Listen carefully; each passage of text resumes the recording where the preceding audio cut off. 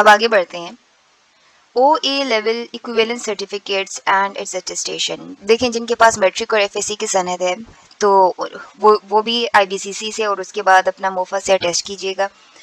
वो आप मुझसे बेहतर जानते होंगे कि वो किस तरह से उसकी अटेस्टेशन होगी, और बहुत सारी वीडियोस हैं जो आपको आपकी मदद कर सकती है। लेकिन यहाँ पर मैं स्पेसिफिकली बात कर रही हूँ उन बच्चों के लिए जिन्होंने OA लेवल्स किया हुआ है।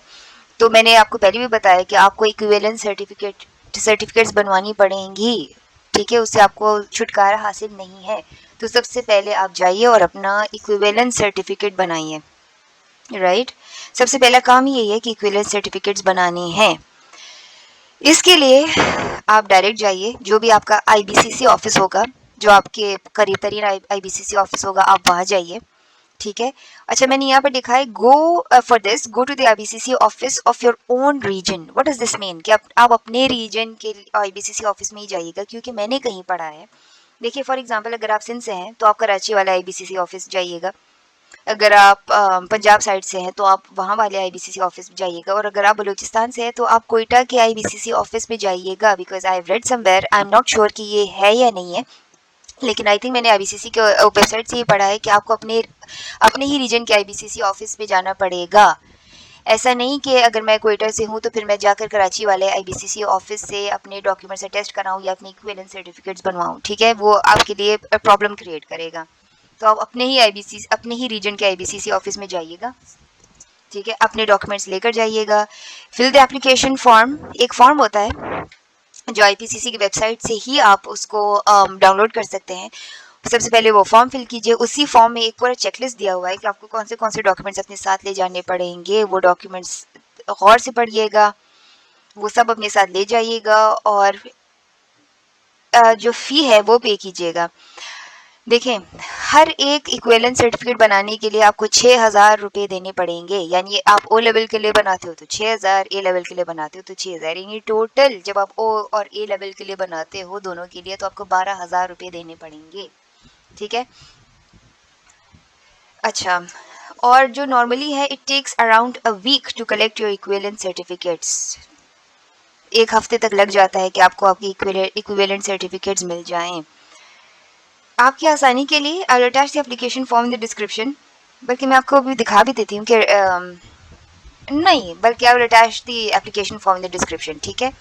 ये जो एप्लीकेशन फॉर्म मैंने डिस्क्रिप्शन पे लगाया हुआ है ना, इसका लिंक, ये आप खोलिएगा, इसका प्रिंट निकालिएगा, इसको भरिएगा, अपने जो पिक्चर्स हैं उसके अंदर अटैच कीजिएगा। सारे जितने भी चेकलिस्ट डॉक्यूमेंट्स की दी हुई हैं उसको गौर से पढ़िएगा, वो सारे डॉक्यूमेंट्स अपने साथ लेकर जाइएगा लाजमी, ठीक है।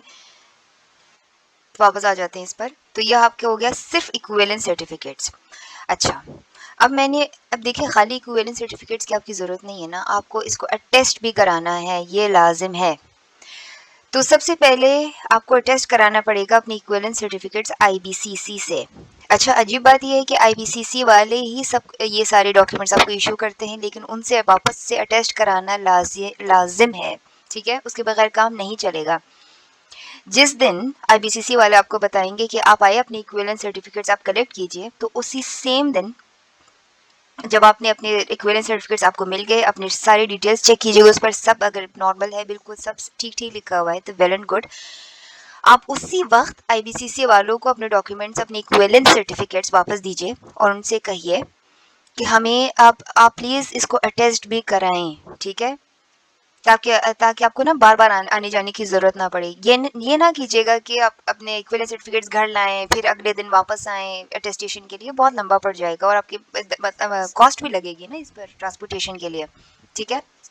तो जैसे ही आपको आपके इक्विवेलेंट सर्टिफिकेट्स मिल जाएंगे हाथों में, उस सबसे पहले उसके सारी डिटेल्स चेक कीजिए, क्योंकि मेरे भी उन्होंने डिटेल्स गलत दिखे थे, मेरा डेट ऑफ बर्थ गलत लिखा था, जिसकी वजह से मुझे नई फीस जमा करानी पड़ी 8,000 रुपये की, और फिर मुझे डुप्लीकेट उसका मिला, यानी रिवाइज्ड वर्जन मुझे उसका मिला सही करके।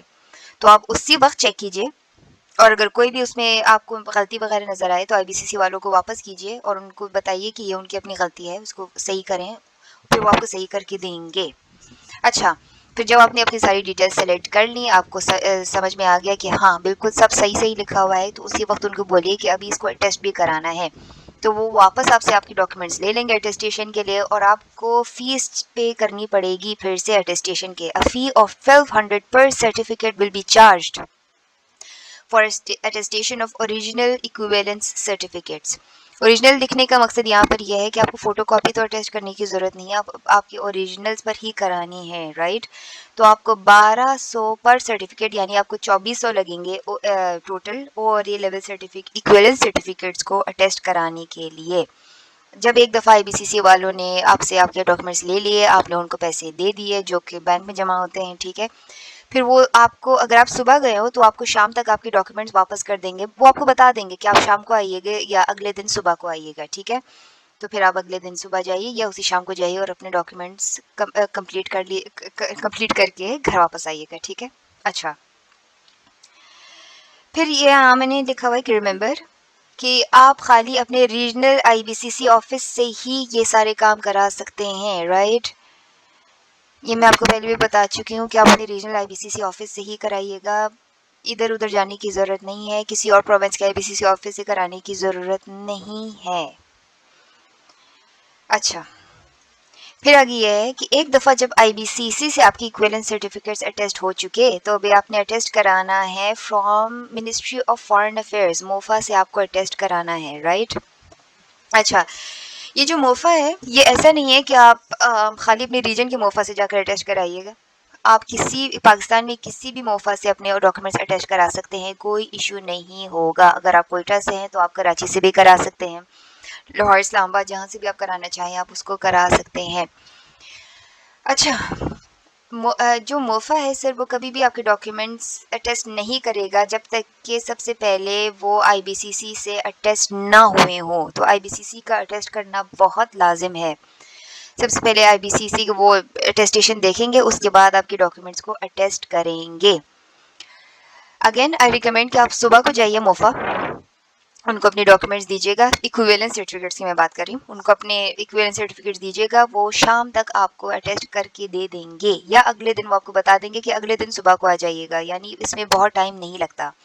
और दूसरी बात ये कि जो मिनिस्ट्री ऑफ फॉरेन अफेयर्स है they do not charge any fees. देखिए एजेंट्स बाहर इतने सारे एजेंट्स खड़े होते हैं, उनसे ऐसे काम कराने की कोई ज़रूरत नहीं है। जस्ट गो इनसाइड, वहाँ पर जाइएगा, अपने डॉक्यूमेंट साथ लेकर जाइएगा, वो आपको अटेस्ट करा के देंगे। इसमें कोई कोई मतलब कोई भी बड़ी बात नहीं है, ठीक है। अगर आप आईबीसीसी से अगर अटेस्ट हो चुके हैं तो बस वो कर देंगे और वो या उसी दिन वापस करेंगे आपके डॉक्यूमेंट्स या अगले दिन, ठीक है। अच्छा, जैसे कि मैंने कहा कि MOFA does not charge any fees, MOFA की कोई फ़ीस नहीं होती। लेकिन अगर आपने कहीं इधर उधर एजेंट्स वगैरह को अपने डॉक्यूमेंट्स पकड़ा दिए तो ऑब्वियसली वो आपसे फ़ीस चार्ज करेंगे। और मैंने सुना है, आई डोंट नो, कि वो अच्छा खासा फ़ीस चार्ज कर लेते हैं, यानी फॉर एग्जांपल एक डॉक्यूमेंट के लिए शायद 3000 या 1000, लेकिन आप क्यों ये फ़ीस पे करेंगे, राइट।